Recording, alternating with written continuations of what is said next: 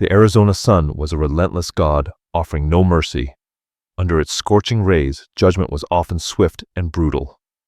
For the Apache warrior known as Rohn, his judgment didn't come by rope or bullet, but by rawhide strips binding him to a dying mesquite tree. His sentence, set by a man who declared himself judge and jury, was a slow, agonizing death to be devoured by the scavengers of the Sonoran desert. For 2 long days Rohn endured. The sun burned his skin, thirst tore at his soul, and the vultures circling above waited patiently, their beady eyes fixed on him. But salvation wouldn't come from a posse or a priest. It would come from the sharp crack of a rifle fired by the one person in the entire territory who had every reason to let him die. The heat pressed down on him like a wall. It shimmered over the baked desert floor, distorting the distant mesas into wobbly, wavering shapes. For the man tied to the mesquite tree, the world had become a painful certainty.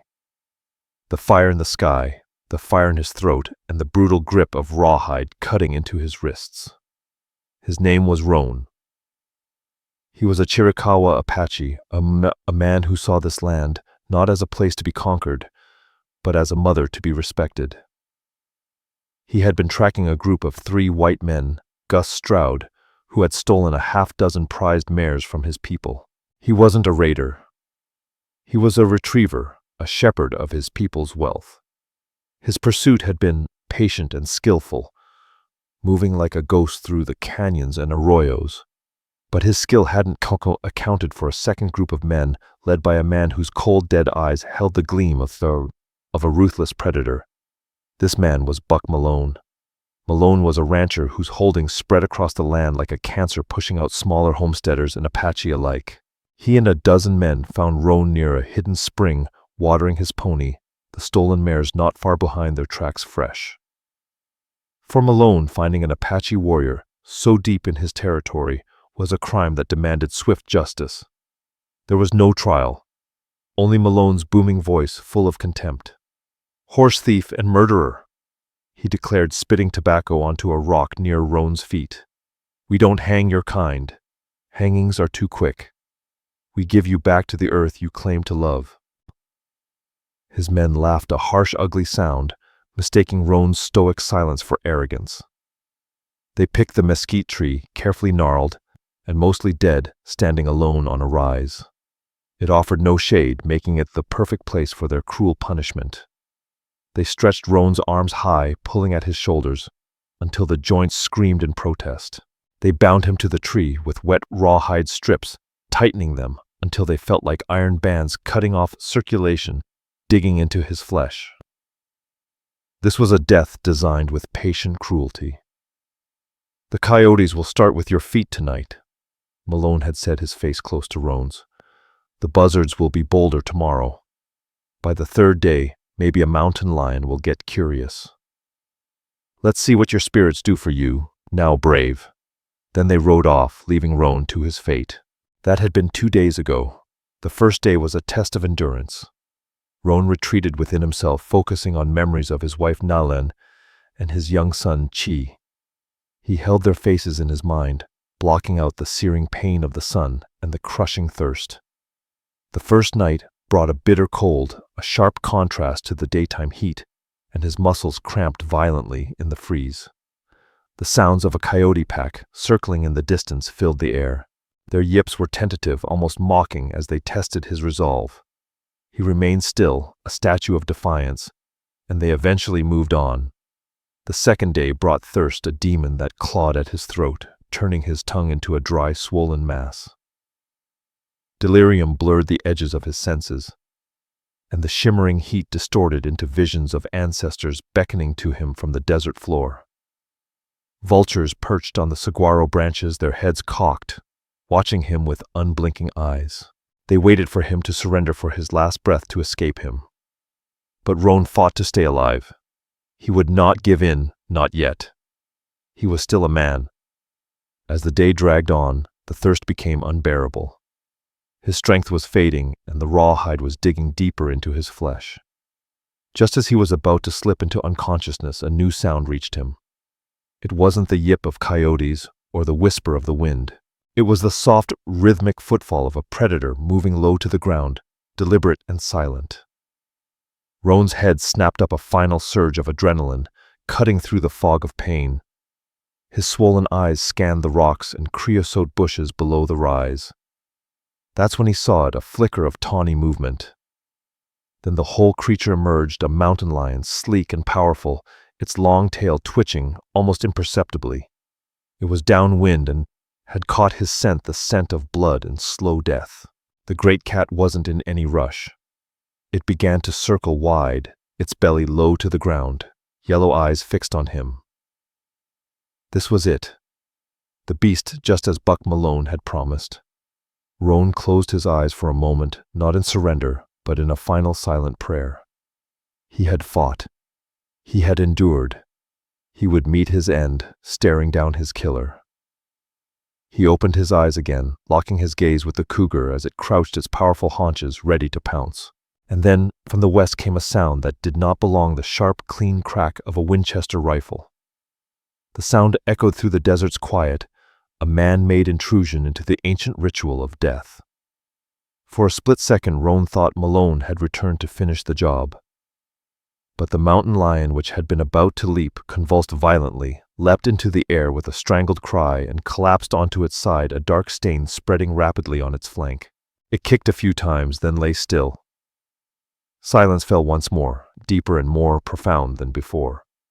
Rohn's mind, reeling from pain and dehydration, struggled to process what had just happened.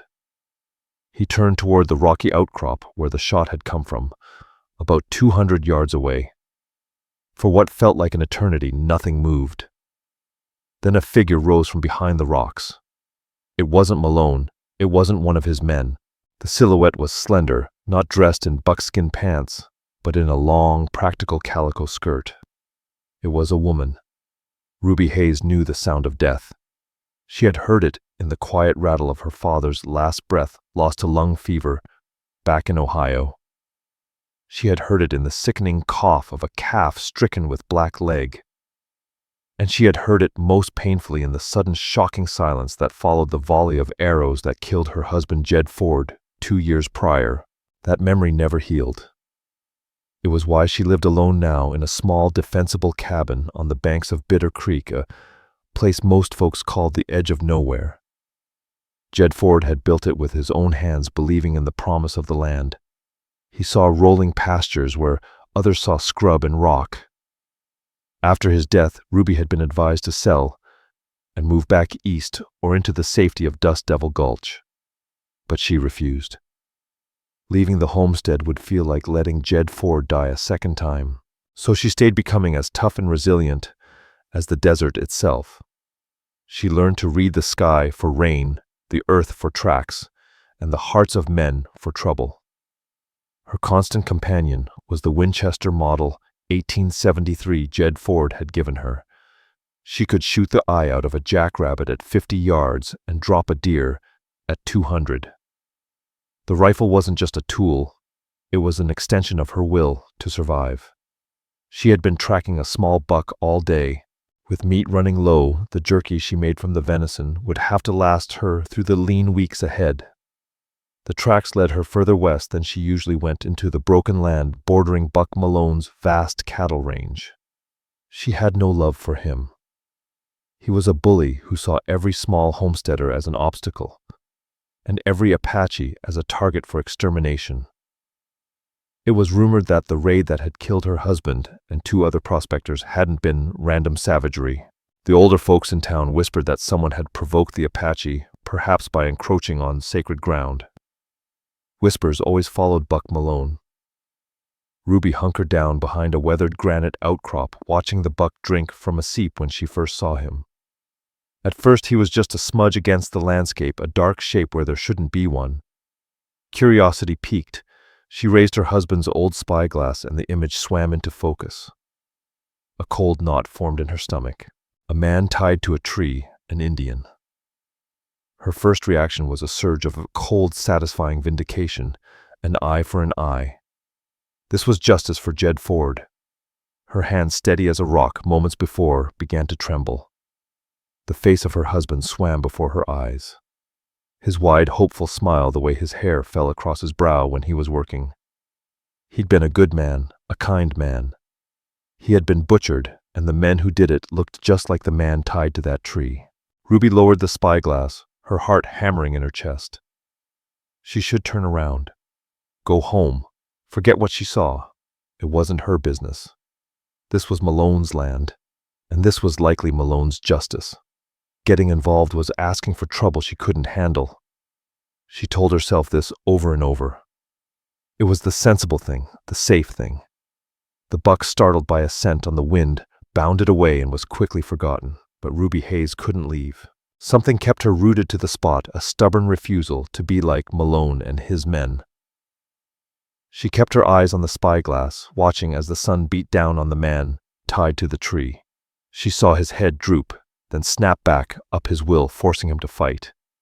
Despite the horror of his situation, there was dignity in his defiance, something that pricked at Ruby's conscience. Jed Ford had been a man of faith. Every night he read from the Bible, his voice a low rumble in their little cabin. He often spoke of mercy, of a justice higher than man's vengeance. "Vengeance is mine, saith the Lord," he would quote. She found little comfort in those words after he was gone, but as she watched the slow, deliberate execution before her, she understood them a little better. What Malone had done here wasn't justice. It was an abomination. Ruby stayed hidden prisoner to her own indecision as the day bled into evening. The light softened, turning the desert from a harsh glare to a place of deep, mysterious shadows. The air cooled. And then she saw the mountain lion. It moved with a fluid grace, both beautiful and terrifying. Ruby had seen what a cougar could do to a full-grown steer. A weakened, immobile man wouldn't stand a chance. She held her breath, watching it stalk. She saw it crouch, muscles coiling like powerful springs. Her mind was a whirlwind of conflicting emotions. Let it happen. Let the cat serve the final justice for Jed Ford. It's the way of the wild. But then she saw the man tied to the tree lift his head and stare unflinchingly at the beast. He was going to die, and he chose to face it with his eyes open. In that moment, he stopped being the faceless Apache savage that haunted her nightmares. He was just a man about to be torn apart. The teachings of her husband, the deep-seated humanity she had tried to bury under grief and anger, surged to the surface. She couldn't watch it. She couldn't be a part of it, even by inaction. Without a second thought, she raised the Winchester to her shoulder. The rifle felt cool and familiar against her cheek. She lined up the sights on the cougar's chest, leading it just a fraction. She exhaled slowly, calming her racing heart, and squeezed the trigger. The shot rang true. The echo rolled across the empty desert. Ruby kept her eyes on the figure at the tree. He was looking her way. She had saved his life from the cat, but she had left him tied to the tree, still sentenced to die from thirst or another predator. She had only delayed his death, not prevented it. "Damn it all to hell, Jed Ford," she whispered into the twilight. "What have I done?" Slowly, cautiously, she rose from behind the rocks, rifle still in hand, unsure of what to expect. This man was Apache. He was the enemy, but she had interfered. She had cast her lot. Now she had to see it through. Her feet, almost on their own, started carrying her down the rocky slope toward the lone mesquite tree. Rohn watched her approach, his mind struggling to understand. The world had become a fever dream, and this woman with a rifle seemed no more or less real than the ancestral spirits he had seen walking through the heat. She moved with purpose, though her steps were cautious, her long skirt kicking up little puffs of dust. She was a white woman, her ancestry written in blood and broken treaties with his people. Why? Why would she kill the cat only to approach him now? Was this some new cruel game? Ruby's heart hammered frantically in her chest. Every step she took closer was a step further from the simple, lonely life she had built for herself. She was walking toward a man who, for all she knew, might have been part of the very war party that killed her husband. The thought sent a jolt of icy fear through her, and her finger tightened on the trigger of the Winchester. She stopped about 20 feet away, keeping a safe distance. She could see him now, tall, powerfully built, though gaunt from his ordeal. His face was a mask of dried blood dust and grim determination. His black eyes, deep in their sockets, followed her every movement. They held no gratitude, only a burning, wary intensity. There was no plea for help, no sign of weakness. "I'm not going to hurt you," Ruby said, her voice thin and reedy in the vast silence. Rohn didn't understand the words, but he understood the tone. It wasn't the sneering condescension of Buck Malone or the nervous fear of a lost settler. It was something else, a statement. He remained silent, his gaze unwavering. Ruby took another hesitant step forward, and she could see the rawhide now, how it had dug into his flesh, the skin around it swollen and purple. It was a horrifying sight. The stench of blood and sweat hit Ruby, and she had to fight the urge to gag. "My God," she whispered, more to herself than to him. This was a test from God, from the devil, from the desert itself. She could turn around right now. She had already killed the cougar. Her conscience was cleared on that point. She could walk away and no one would ever know she'd been here, but she knew deep in her bones that if she left now, the ghost of this man would haunt her, as surely as Jed Ford's memory did. She lowered the rifle slightly, an unspoken gesture of peace. With her free hand, she unhooked the canteen from her belt. It was still half full. She took a step closer, then another, until she was just out of reach. She held out the canteen. Rohn's eyes flickered from her face to the canteen, and then back again. Water. The offer was life itself, but trust was something he didn't possess. He had seen white men offer food and water before, only to pull a hidden pistol. He stared at her, trying to read her intent, to see past the pale skin and strange clothes to the spirit inside. He saw no deceit in her eyes. What he saw was deep, weary sadness, a sorrow that mirrored his own, and something else, a flicker of fear. She was afraid of him, and that more than anything convinced him this was no trap. A trapper doesn't fear the snare. Slowly, deliberately, he gave a slight nod. Ruby's breath escaped in a shaky sigh of relief. She moved forward and held the canteen to his lips. He drank first in desperate, choking gulps, then more slowly with controlled discipline. He didn't drain it, leaving some for her, an act of courtesy that caught her off guard. He pulled his head back, and a single drop of water traced a clean path through the grime on his cheek. Now came the harder part.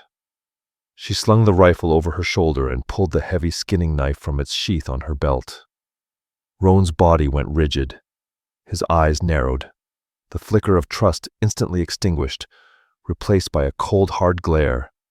The knife. This was the trick. The water had been to soften him, and the knife to finish the job Malone had started. He braced himself, every muscle tensing for a final futile struggle. Ruby saw the change in him and froze. "Easy," she said softly, holding the knife up. Blade pointed away from him. "I'm cutting you loose." She gestured with the knife toward the rawhide bonds on his wrists. The ropes. He didn't understand her words, but he understood the gesture. Still, he didn't relax. He watched her, his eyes like chips of obsidian, as she stepped behind the tree, putting herself out of his immediate reach. It was a smart move, and he respected it. She began to saw at the thick, hardened rawhide on his right wrist. The work was brutal. The strips were as hard as wood, and the angle awkward.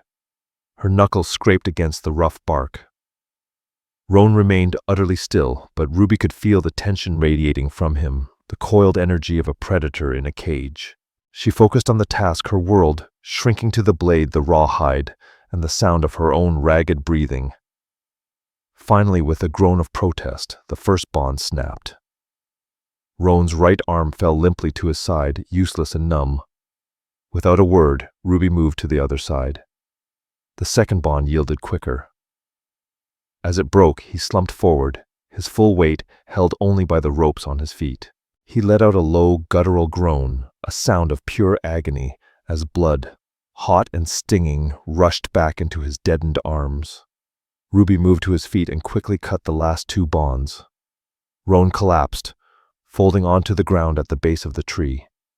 He didn't fall so much as crumple his legs, refusing to support him. He lay there for a long moment, breathing heavily, eyes closed. For the first time, Ruby saw the true extent of his exhaustion. The iron will that had kept him upright for 2 days had finally given way. She backed away, giving him space, her hand resting on the stock of her rifle. She was acutely aware of her vulnerability. She was alone in the desert with a free Apache warrior, a man whose people were at war with hers. She had just given him back his freedom and strength. She had no idea whether he would use it to thank her or to kill her. After a few minutes, he stirred. Using the tree for support, he slowly, painfully pulled himself into a sitting position. He flexed his fingers, his face a tight mask as he worked through the searing pain. Then he looked at her. He raised his right hand, the one Ruby had freed first, and touched his chest with his fingertips. "Rohn," he whispered, his voice dry and cracked, but the name was unmistakable. He had given her his name. It was an offering, a bridge across the vast gap of hatred and fear that had separated their two worlds. Ruby swallowed suddenly, finding her throat dry. She mirrored his gesture, touching her own chest. "Ruby," she replied. Ruby Hayes. The journey back to her homestead was a silent, agonizing trek. Rohn's legs were stiff and unsteady, each step an unbearable torment. Ruby walked a few paces behind him, her Winchester rifle held loosely but ready, but the trust between them was fragile, like a newborn easily shattered. As the desert sank into the deep indigo of night, alive with sounds that made her skin crawl, Ruby found a strange, reluctant comfort in his presence. He was the enemy, yet he was also the most capable protector she could have hoped for.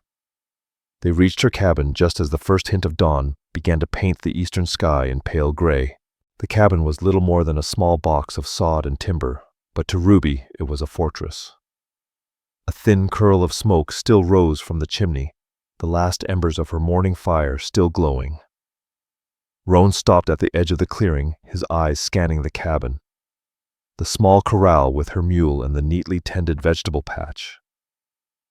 This was her world, a world of fences and straight lines so different from his own. He looked at her, a silent question in his eyes. "It's safe," Ruby said, gesturing for him to come closer. Inside, she lit a kerosene lamp, casting a warm, flickering light over the simple room. There was a bed in one corner, a stone hearth, a rough-hewn table with 2 chairs and shelves holding tins of food and mason jars. On the mantelpiece next to a worn Bible was a silver-framed photograph. As Ruby busied herself at the hearth, adding wood to the embers and putting a pot of water on to heat, Rohn's gaze was drawn to the photograph. It showed a smiling, confident man with kind eyes and a thick mustache, his arm around a younger, happier-looking Ruby. The man was dressed in sturdy work clothes, but he looked directly at the camera with an open, honest expression. Rohn limped over to the fireplace, his eyes fixed on the image. He didn't need to be told who this man was. This was the man of this house, her man, and he was gone. Rohn could feel his absence in the quiet emptiness of the cabin and the solitary way Ruby moved about her chores. Ruby turned a bowl of hot water and a clean rag in her hands. She saw him looking at the photograph, a familiar pang of grief, sharp and sudden, stabbing at her chest. "My husband," she said softly. "Jed Ford." She continued, her voice quiet, distant. She walked over to him. "You need to clean those wounds." She gestured to his wrists. Rohn looked from the photo to her, then down at his raw, bleeding flesh. He gave a curt nod and sat at the table, extending his arms.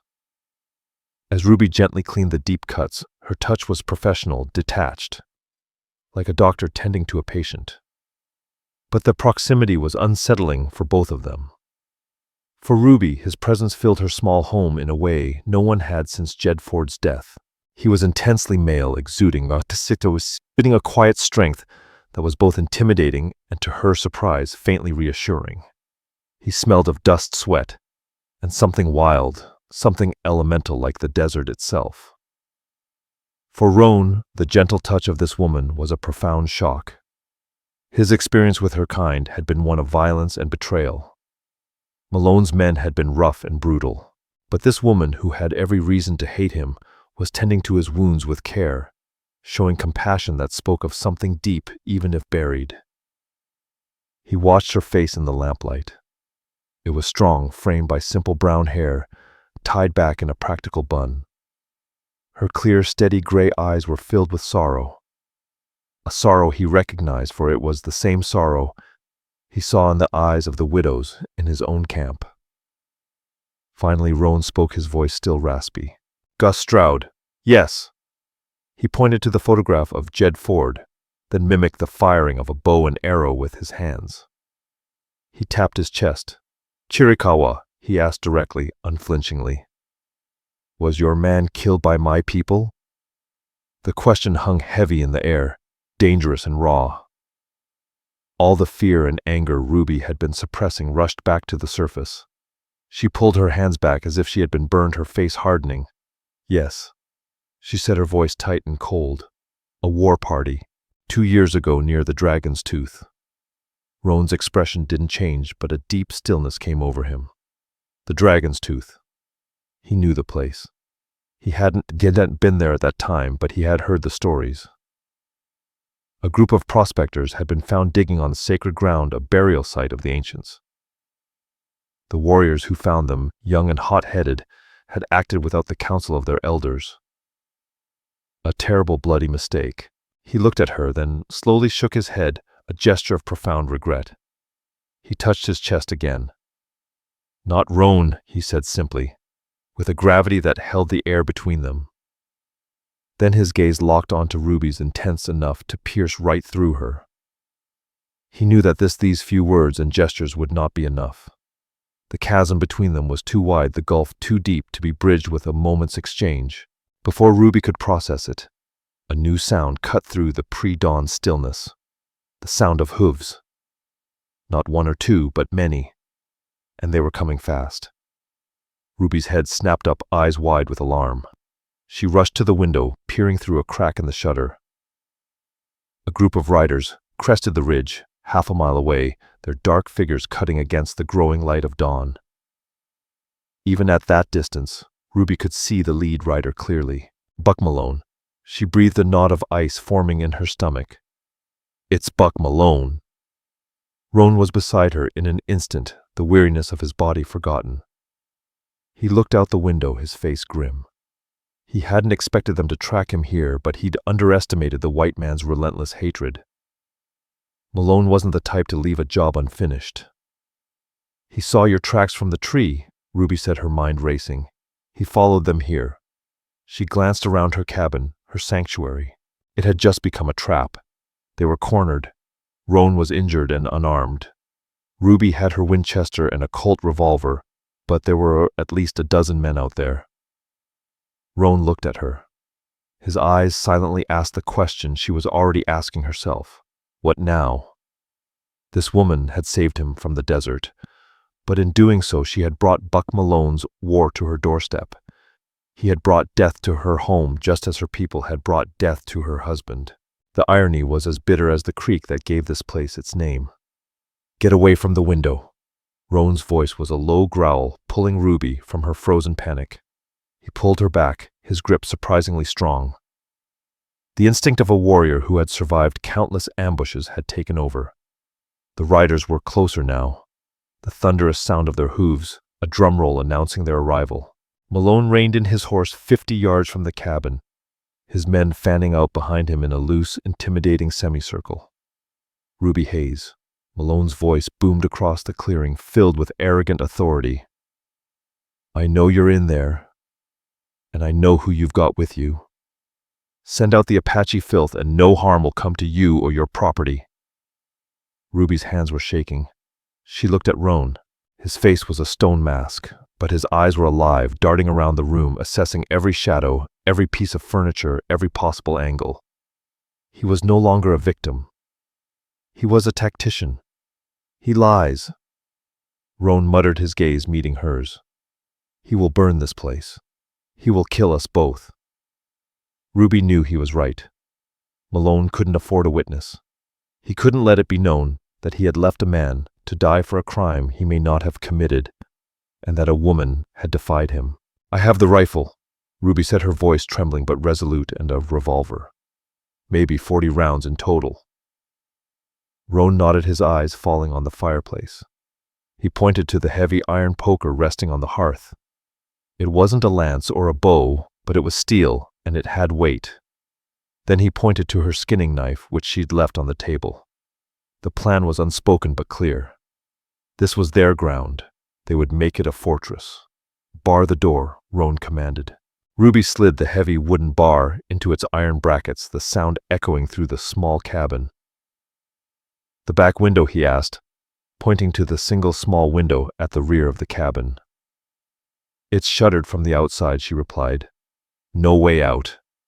They were sealed in. Cole Harlan. I'm not asking again, Malone shouted, his patience wearing thin.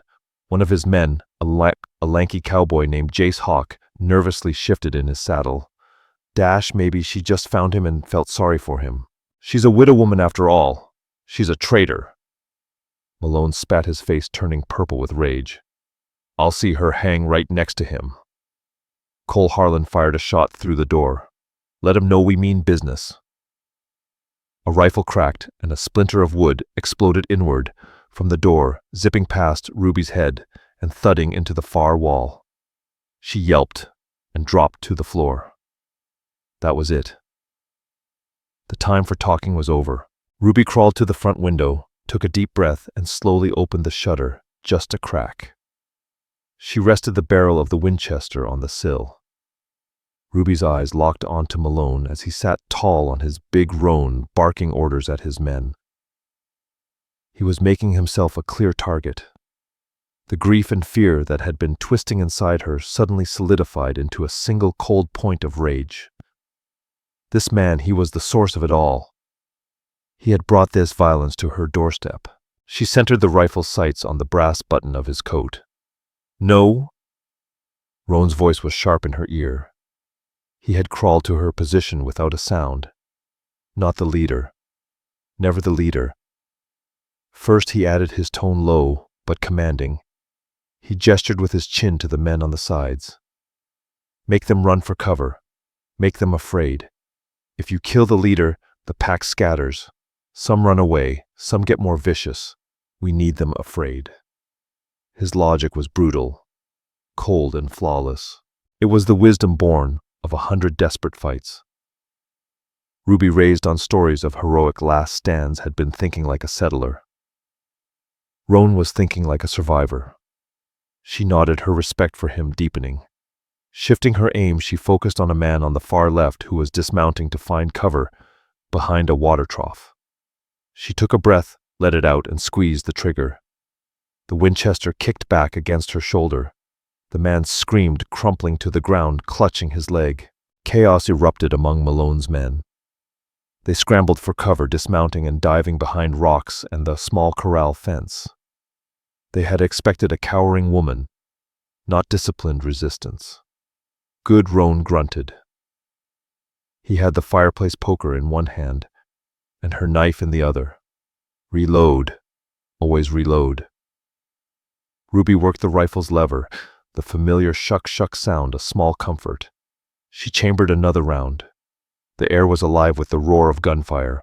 Bullets hammered into the thick sod walls of the cabin, thudding harmlessly for the most part. But when they hit the timber frame, splinters flew. Malone, now behind cover, was screaming orders. They can't see us well. Rohn observed, his sharp eyes scanning the angles. We can see them. We stay low, move after every shot. For the next hour, a deadly dance played out. Guided by Rohn's sharp instructions, Ruby became a phantom shooter. She'd fire a single careful shot from the front window, then crawl on her belly to a small chink in the side wall and fire again. Rohn acted as her spotter, his keen eyes picking out targets and warning her of movements she couldn't see. He pointed out a man sneaking toward the blind side of the cabin. Ruby's next shot kicked up dust right at his feet, sending him scurrying back like a frightened rabbit. They worked in perfect harmony, a synergy that defied the gulf between their cultures. Rohn was the strategist. Ruby was the weapon. He didn't know how to use the rifle, but he knew exactly how it should be deployed. She knew how to shoot, but had never been in a sustained gunfight. Trapped in that besieged cabin, they were not white and Apache. They were simply two people fighting to see the next sunrise. A lull fell over the fighting as Malone and his men reconsidered their strategy. The sun was higher now and the heat was building. "They'll try fire," Rohn said, looking up at the timbered roof. "The sod won't burn, but the roof will." Ruby's blood ran cold. The roof was made of dry pine beams and packed earth. If it caught fire, they'd be roasted alive or forced out into the open. As if on cue, they heard a shout from the direction of the corral. "Dash! She's got a barrel of kerosene by the shed." "Perfect." Malone's voice was triumphant. "Bo Flint, get some rags. We're burning them out." Ruby looked at Rohn, her face pale with dread. "It's over," she whispered. Rohn's eyes were blazing with determination. He looked from the back window to the sturdy wooden table in the center of the room. A desperate, almost insane idea was forming in his mind. "No," he said, his voice a low, determined growl. "Not over." He grabbed the table. "Help me." "The table. What for?" Ruby asked, bewildered, as Rohn grunted with effort, dragging the heavy oak table toward the window. He gasped the words, punctuated by exertion. "We go out the back. I told you, it's shuttered from the outside." There was a heavy crossbeam overhead. "Good," Rohn said, a grim smile touching his lips for the first time. He positioned the table directly beneath the small rear window. "Makes a better battering ram." He climbed onto the table, his injured legs protesting with every move, and braced his shoulders against the wall. "The shutter opens out." "Yes." Ruby nodded, her mind starting to grasp the desperate logic behind his plan. "They're all at the front and sides, waiting for the fire. The back is their blind spot," Rohn added, looking down at her. "But not for long. When the fire starts," he continued, "they'll watch the front door. They'll expect us to run out choking. That's our chance." They could hear the men outside preparing. Their voices were filled with a cruel, excited energy. The smell of kerosene began to drift on the air. Ruby's home, the last connection she had to Jed Ford, was about to be turned into a funeral pyre. There was no time for grief, only for action. She checked her revolver, ensuring it was fully loaded, and tucked it into her waistband. She grabbed the remaining box of Winchester cartridges and stuffed them into her apron pocket. "I'm ready," she said, her voice steadier now. The terror still gripped her, a cold stone in her gut, but it was overlaid with a hard, defiant resolve.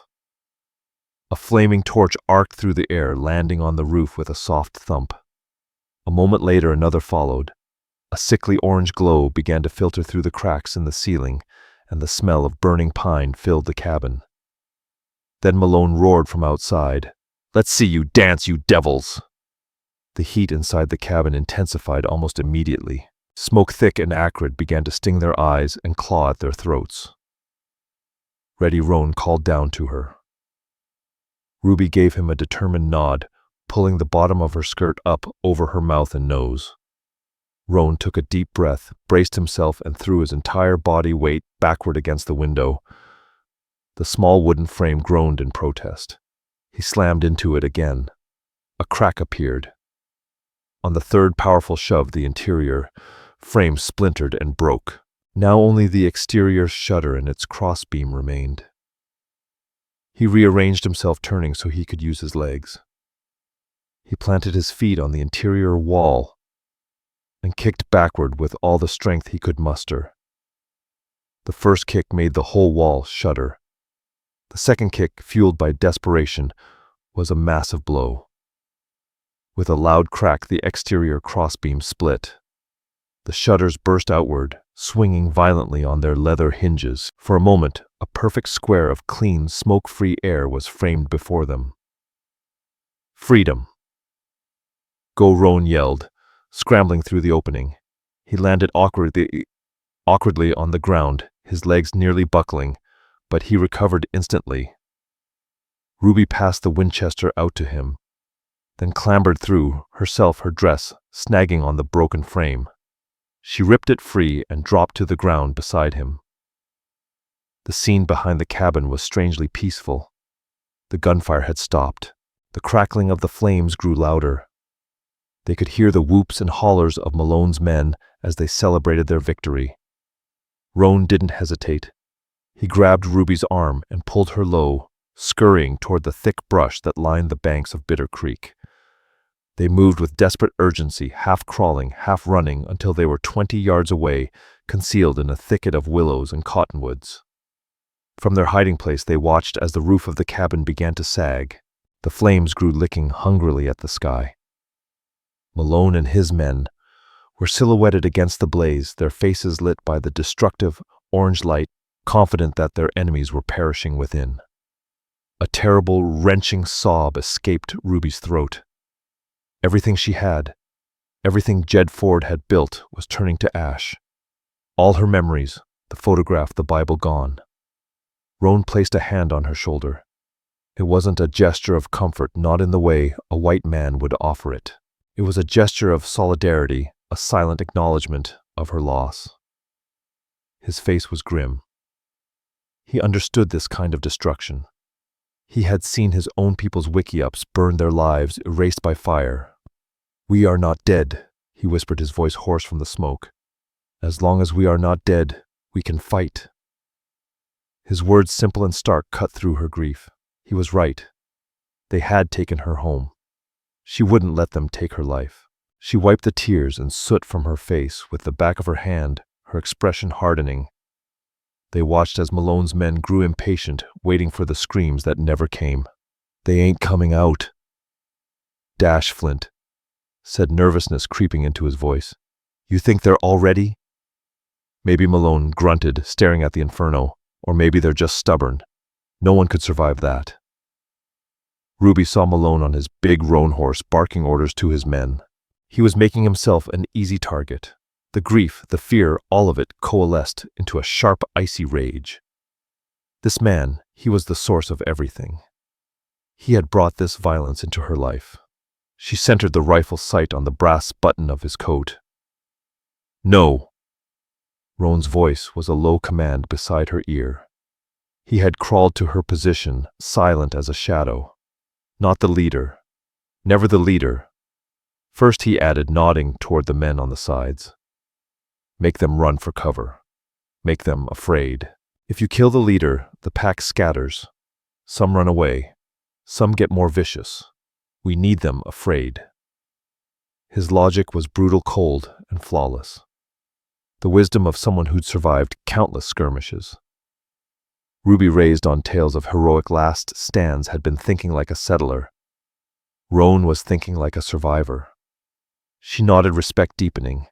Shifting her aim, she picked out a man on the far left, dismounting to find cover behind a water trough. She took a breath, let it out slowly, and squeezed the trigger. The Winchester bucked against her shoulder. The man screamed and crumpled to the ground, clutching his leg. Chaos erupted among Malone's men. They scrambled for cover, dismounting and diving behind rocks and the small corral fence. They'd expected a cowering woman, not disciplined resistance. Good, Rohn grunted. He had the fireplace poker in one hand and her skinning knife in the other. Reload, always reload. Ruby worked the rifle's lever, the familiar shuck-shuck sound, offering a small comfort. She chambered a new round. The air was filled with the roar of gunfire. Bullets hammered into the thick sod walls of the cabin, thudding harmlessly for the most part. But the ones that hit the timber frame sent splinters flying. Malone, now behind cover, was screaming orders. "They can't see us well." Rohn observed, his sharp eyes scanning the angles. "We can see them. Stay low, move after every shot." For the next hour, a deadly dance played out. Ruby, guided by Rohn's sharp instructions, became a ghost. She'd fire a single careful shot from the front window, then crawl on her belly to a small gap in the side wall and fire again. Rohn acted as her spotter, his keen eyes picking out targets and warning her of movements she couldn't see. He pointed out a man trying to sneak around the blind side of the cabin. Ruby's next shot kicked up dust right at his feet, sending him scrambling back like a frightened rabbit. They worked together in perfect harmony, a synergy that defied the divide between their cultures. Rohn was the strategist. Ruby was the weapon. He didn't know how to use the rifle, but he knew exactly how it should be deployed. She knew how to shoot, but had never been in a sustained gunfight. Trapped in that cabin, they were not White and Apache. They were two people fighting to see the next sunrise. A lull fell over the fighting as Malone and his men reconsidered their strategy. The sun was higher now and the heat was building. "They'll try fire," Rohn said, glancing at the timbered roof. "The sod won't burn, but the roof will." Ruby's blood ran cold. The roof was made of dry pine beams and packed earth. If it caught fire, they'd either be roasted alive or forced out into the open. As if on cue, they heard a shout from the direction of the corral. "Dash! She's got a barrel of kerosene by the shed." Perfect Malone's voice was triumphant. "Jace Hawk Flint. Get some rags. We're burning them out." Ruby looked at Rohn, her face pale with dread. "It's over," she whispered. Rohn's eyes blazed with determination. He looked at the back window, then at the sturdy wooden table in the center of the room. A desperate, almost insane idea began to form in his mind. "No," he said, his voice low and firm. "Not over." He grabbed the table. "Help me." The table. "What for?" Ruby asked, bewildered, as Rohn grunted with effort, dragging the heavy oak table toward the window. He gasped the words, punctuated by exertion. "We go out the back. I told you it's shuttered from the outside. All stories are created for entertainment purposes and may include fictional elements or dramatized interpretations inspired by historical settings. We use AI tools, voiceover, visuals, scripts as creative assistants. However, all content is reviewed, refined, and edited by humans to ensure emotional authenticity and storytelling quality. We fully comply with YouTube's policies regarding AI-generated content and do not use any deepfake techniques or misleading recreations of real individuals. All visuals and supporting materials are properly licensed. Sharing, re-uploading, modifying, or distributing any part of this content in any form requires written permission. We appreciate your support and respect for original creative work.